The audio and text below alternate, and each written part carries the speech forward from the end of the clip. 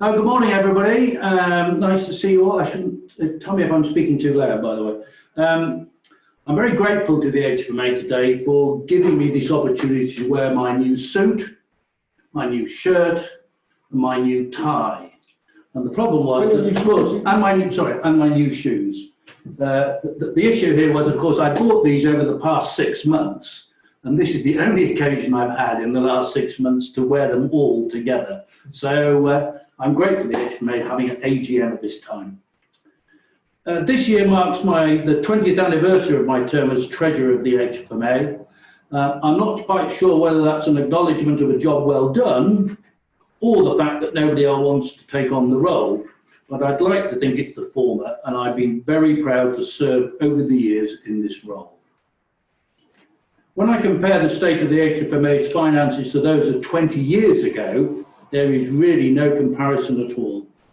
Over that period, the HFMA has transformed into a company limited by guarantee, residing in these beautiful offices in this magnificent location on the banks of the River Thames, in a prime location, and with its finances in a healthier state than ever before.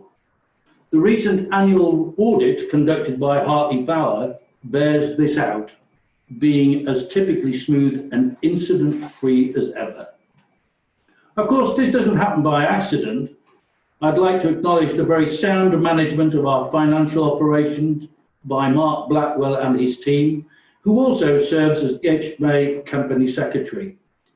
And they work with MHR Consultancy Limited. Thanks go to Mark and his team, and also to the HFMA Secretariat, who support him very closely and provide all the support he needs in terms of financials.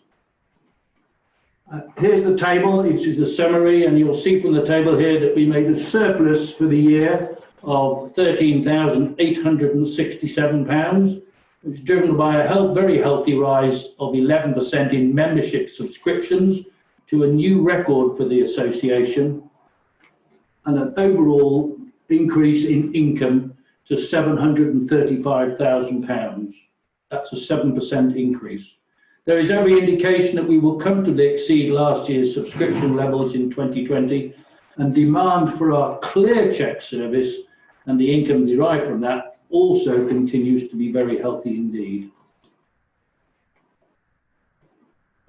Our general operating overheads total £721,627, an increase over the previous year of 6.2%.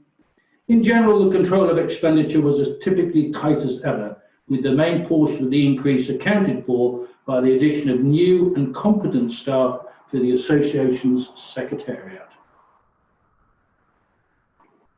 It's very pleasing to see that the HFMA is now more representative of the industry than ever before, and interest in membership continues to be strong.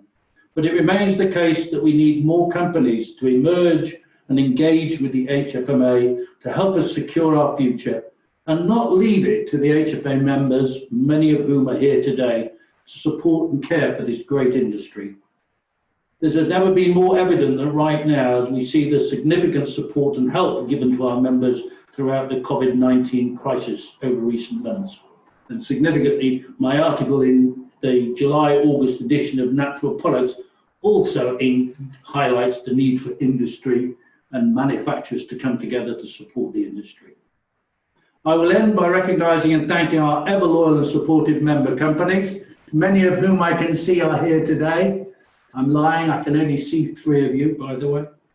There are reasons why so many people do so much to look after the interests of everybody in the industry.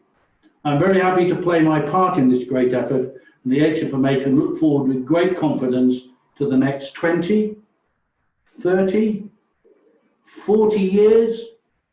I'm not sure that I'll be around in 40 years' time, but I hope that all of you are. Yeah.